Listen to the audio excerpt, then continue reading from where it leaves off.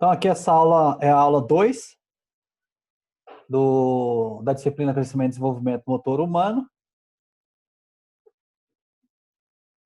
Então, aqui a gente traz algumas teorias para vocês sobre a questão dos modelos teóricos de aprendizagem, do processo de desenvolvimento. Então, eu trago Freud, são teorias existentes lá desde 1856, Geisel, 1880, 1947, Havgurst, teorias clássicas, tá?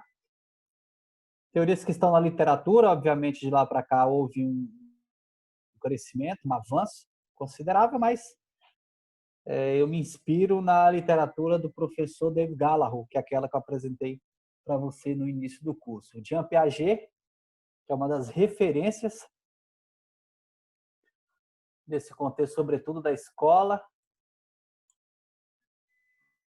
que diz respeito ao aprendizado, entre outros indivíduos, pesquisadores, autores, que deram diversas contribuições muito valiosas para o conhecimento do desenvolvimento humano. Então, você que tem interesse nesse tema, é importante, sempre que necessário, recorrer a literaturas dessa natureza ou desses autores para conhecer ali o início, o contexto histórico dessa abordagem. Então, cada um desses pesquisadores, autores, estruturou modelos teóricos que descrevem o processo do desenvolvimento humano, que consiste na grande parte do trabalho atual. Então, muitas pessoas, muitos professores, assim como você, pesquisadores, profissionais, se inspiram ali no arcabouço teórico desses professores, desses pesquisadores. Então, há vários modelos de desenvolvimento humano na literatura. Cada um deles reflete os conhecimentos, os interesses e as orientações do seu criador. Obviamente, se nós observarmos o contexto histórico, cronológico, de tempo, cada um vai trazer uma abordagem diferenciada, mas elas, a princípio, convergem entre si, apresentando visões, nem sempre consensuais, mas que nos ajudam a atender de forma ampla todo esse contexto ali do processo de desenvolvimento do sujeito.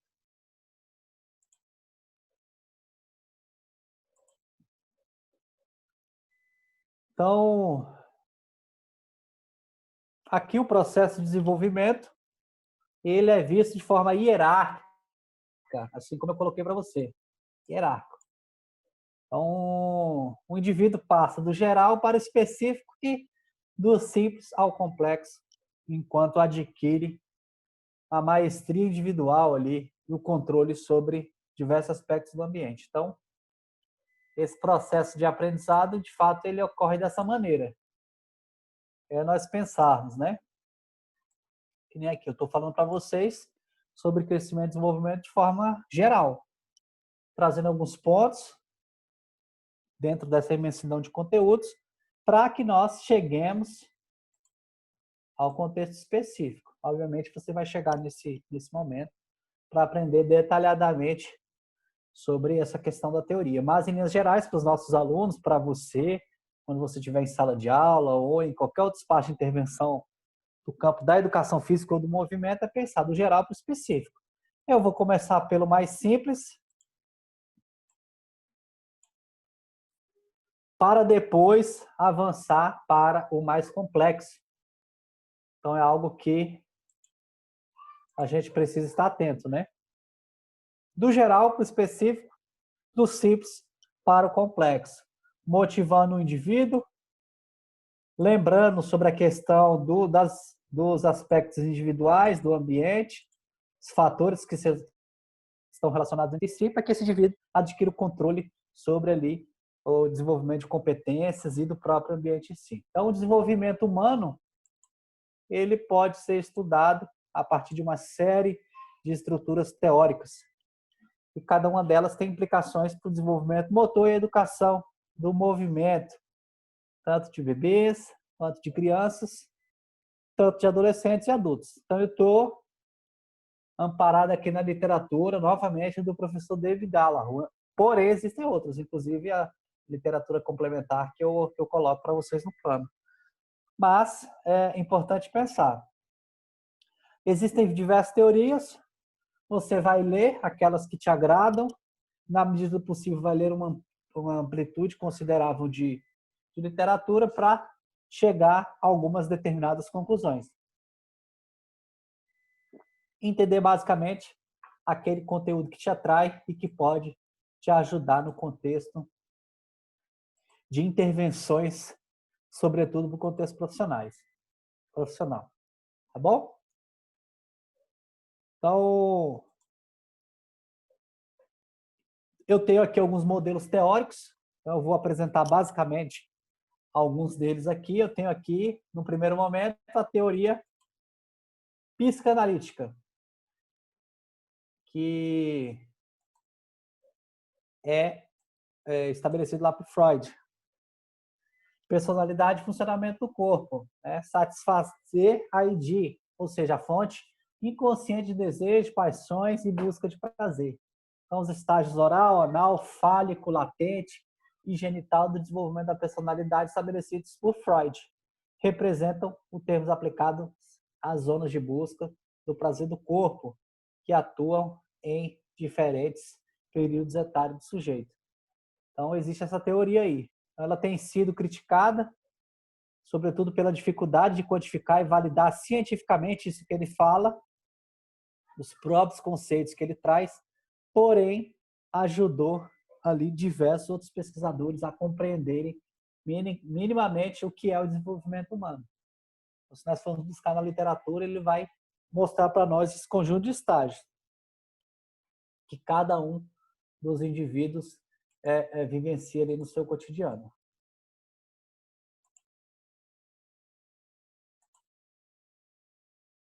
Temos a teoria aqui psicossocial de Erik Erikson. Lá em 63, em 1980, ele descreve algo muito importante que se perpetua até hoje, fatores do ambiente, e não a hereditariedade apenas como facilitadores da mudança. Então, é o que eu venho comentando, fatores do ambiente e fatores do indivíduo. Questões de genotipo, hereditariedade, como está posto aqui, elas acabam todas influenciando no desenvolvimento desse sujeito. Tá certo? Então, ele coloca aqui que ele dá um peso, né, aos fatores do ambiente, que é o que promove, de fato, ali a mudança e o desenvolvimento daquele sujeito. Então, aponta de forma clara a importância das experiências de movimento orientadas para o sucesso, com meio de favorecer o desenvolvimento do indivíduo. Esse tema aqui é muito interessante, que é pensar em experiências orientadas para o sucesso. Então, questão de automotivação não, gente. É a questão de nós projetarmos uma experiência teoricamente adequada, compatível com a fase e o estágio que aquele sujeito se encontra, para que ele tenha sucesso, minimamente. O que é esse sucesso? É executar um determinado movimento, vivenciar um determinado contexto de forma competente, vamos dizer assim. Então, a gente pensar nisso. Obviamente, a gente lida com a questão da frustração, nem sempre nós conseguimos projetar aquilo que nós queremos, conforme exatamente os nossos interesses. Isso faz parte da vida, porém, pensamos sempre em projetar a experiência de movimentos para que o nosso aluno, ele sim tenha sucesso. Tá bom? Então, é importante a gente pensar nisso. Então, quais são as limitações do teu espaço de intervenção? Seja ele qual for. É importante você pensar nisso, nesses fatores ambientais, pensar no que pode facilitar a vivência de um conjunto de experiências, sobretudo também a hereditariedade, fatores psicossociais, fatores pessoais para levar esse cara para ter uma experiência de sucesso. É importante nós refletirmos consideravelmente sobre esse ponto.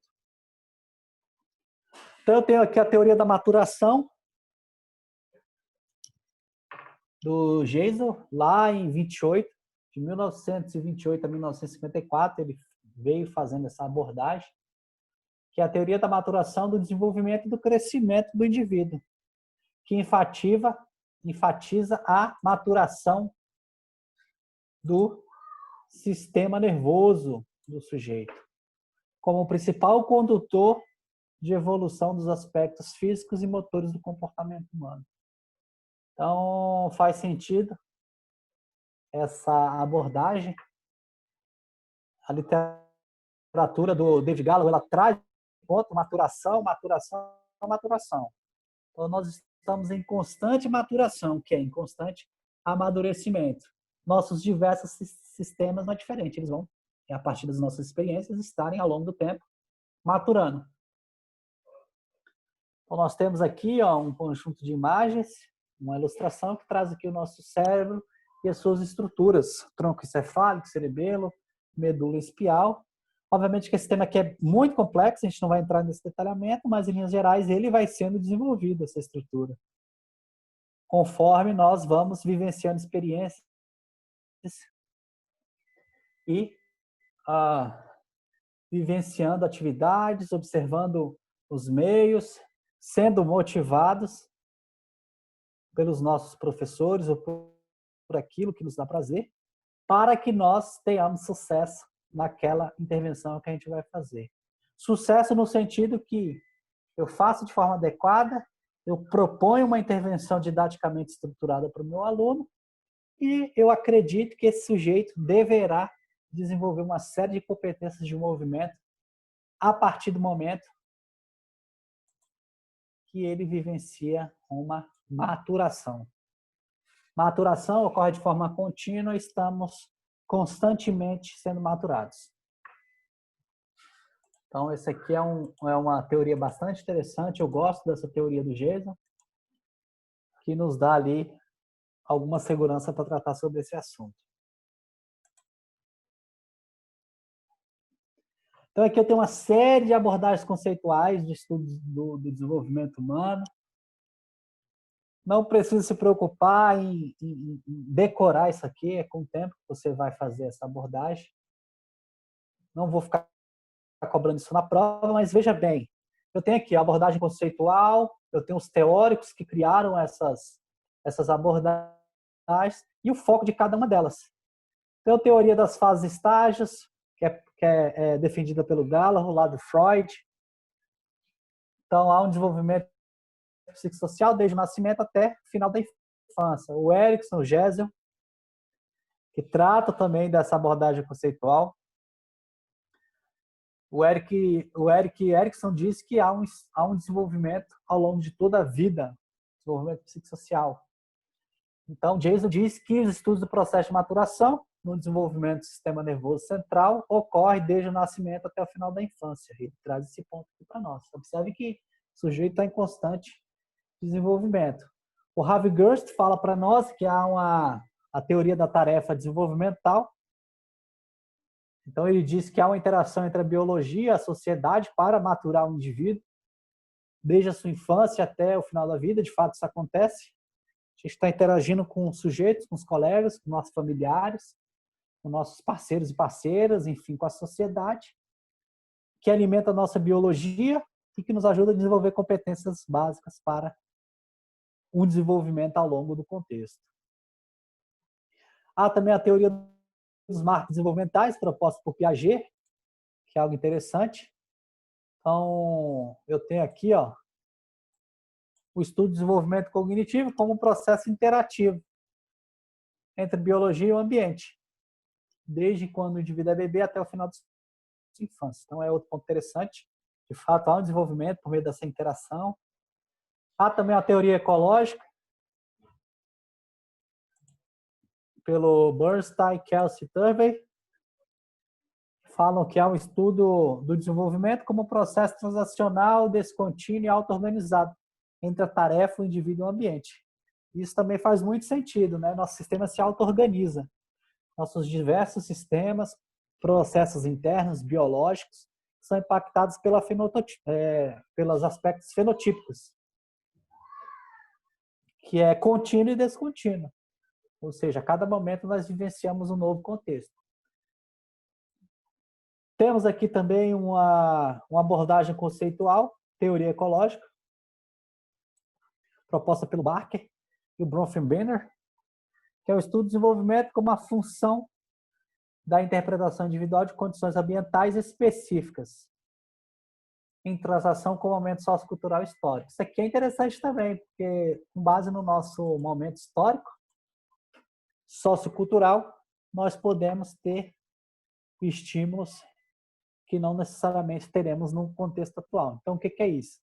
Eu costumo fazer a analogia seguinte: antigamente, me parece que as crianças brincavam mais na rua, dependendo da classe social. Hoje há, sim, muitas crianças brincando na rua normalmente, mas percebe um outro contexto afetado pela tecnologia. As crianças mais nos celulares, nos computadores, dependendo dentro de casa. Então, se desenvolvendo, mas a princípio não recebendo aquele estímulo que poderia ser desenvolvido ao vivenciar brincadeiras, futebol de ruas, brincadeira lúdica, enfim. Então, entenda de forma global que isso sim acontece, mas o momento sociocultural histórico ele influencia de forma considerável esse fenômeno. Temos aqui também a teoria do processamento de informações, de Schmidt. E o que faz? Gosto muito do Schmidt, professor, pesquisador, grupo de pesquisadores muito importantes, que trazem aqui o estudo do desenvolvimento como processo perceptivo motor, dos eventos que ocorrem internamente entre o input social e o output motor. Então, o que é isso? Nós recebemos um input, que pode ser uma vivência, que pode ser uma motivação, enfim, um diálogo, um direcionamento específico, e retornamos esse processo por meio de output, que é uma resposta do nosso corpo a um determinado estímulo. Então, isso acontece muito no esporte, né?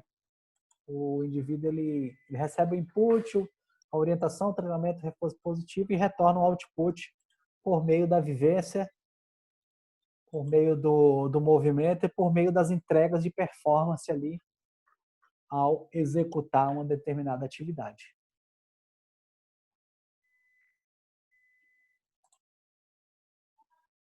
Então, um ponto que eu trago, que é bastante interessante aqui, que não há uma teoria completa nem totalmente precisa na descrição e explicação do desenvolvimento humano.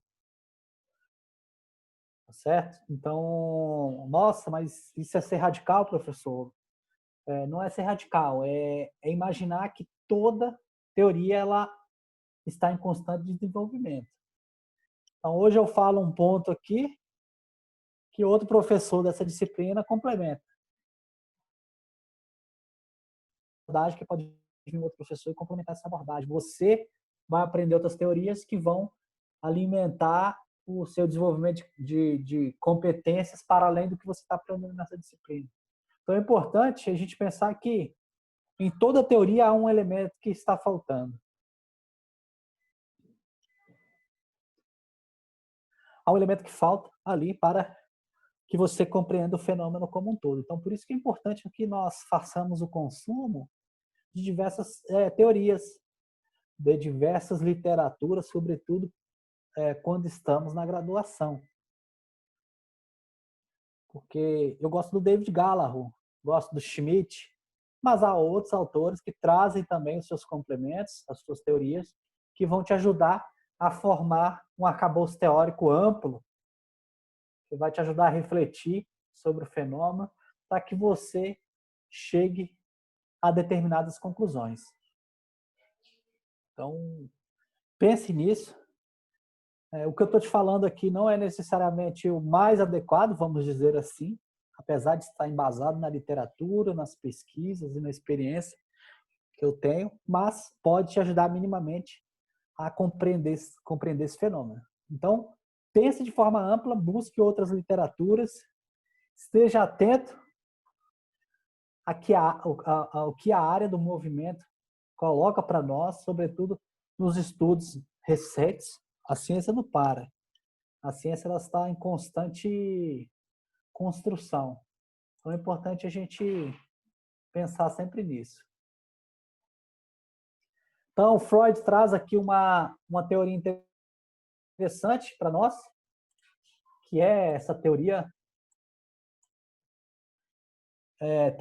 das fases estágios, que fornece uma visão de um quadro geral, vamos dizer assim, das fases e do estágio que o sujeito está vivenciando naquele momento. Então, o conceito de fases e estágios é provavelmente o mais popular e reflete no nosso pensamento no dia a dia, quando nós dizemos, ele está passando por uma fase. Então, isso é muito comum, né? Nós falarmos assim, fulano está passando por essa fase agora, ou ciclano está na fase da adolescência. Não se preocupe, isso acontece por conta dessa fase. Então, esse pensamento ele é resultado desse vestígio aqui de Freud, que ajuda o Gallagher a embasar as teorias que estão presentes nessa literatura que eu trago para você.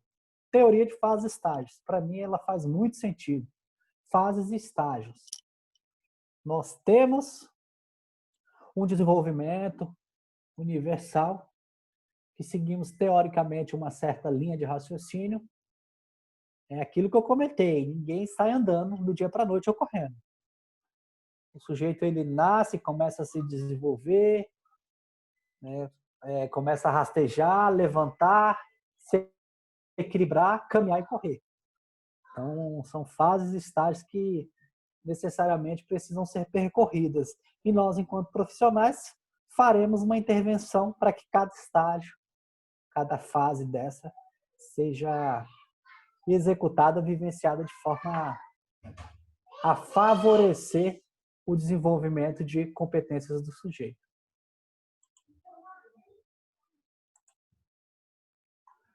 Então, eu tenho aqui a teoria das tarefas desenvolvimentais, em que os indivíduos têm de realizar atividades em determinado momento, intervindo de modo eficaz no atendimento das demandas que a sociedade impõe.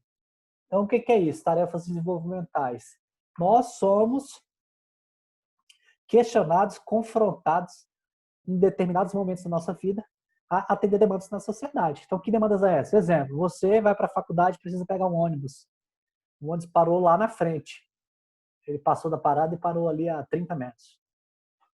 Então, há uma demanda na sociedade que fala, João, você precisa correr, ou Maria, corre, dá essa explosão, esse sprint aqui para que você alcance esse ônibus e pegue ele para o seu compromisso. Então, nós aprendemos uma série de competências para vivenciar várias tarefas. Então, nós temos aqui a teoria dos marcos desenvolvimentais.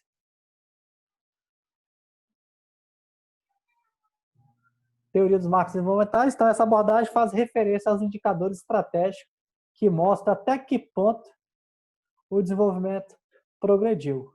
Então, vamos dizer que isso aqui é uma abordagem quantitativa. É uma abordagem que nos ajuda a perceber até onde o sujeito evoluiu nos seus marcos desenvolvimentais. Então, isso é muito comum em estudos de natureza quantitativa em que você avalia dois grupos que recebem uma intervenção. Um recebe uma intervenção de uma maneira e outro recebe essa intervenção de outra maneira. Então, se compara ali quais são os resultados a partir de uma determinada intervenção. Esse grupo aqui ele recebeu um conjunto de estímulos durante 12 semanas para desenvolver atividades de salto no atletismo. Esse outro grupo aqui recebeu um estímulo de apenas 6 semanas. Quais são os resultados? Então, isso tem muita relação com essa teoria dos marcos desenvolvimentais.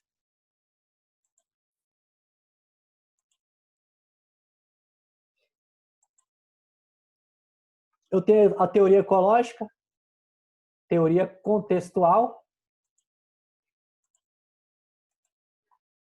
em que trata o desenvolvimento como a função do contexto ambiental e do período temporal histórico que a pessoa vive. Foi o que eu acabei de comentar. Então, de fato, o ambiente tem muita relação. E o período temporal histórico também, ele vai influenciar consideravelmente ali o desenvolvimento de competências, habilidades do movimento do sujeito.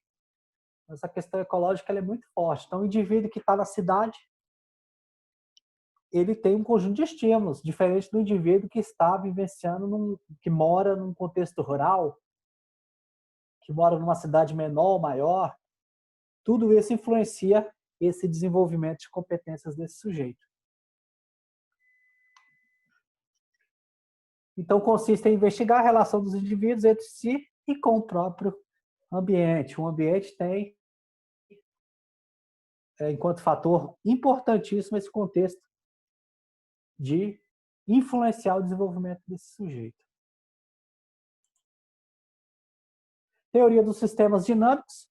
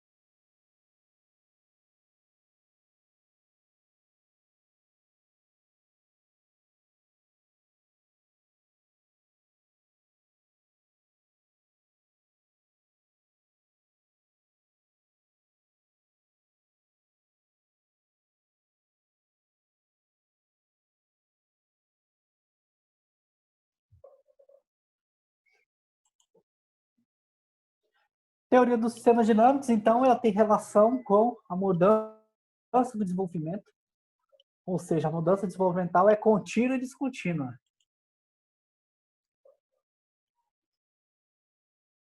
Novos padrões de movimentos podem substituir os anteriores.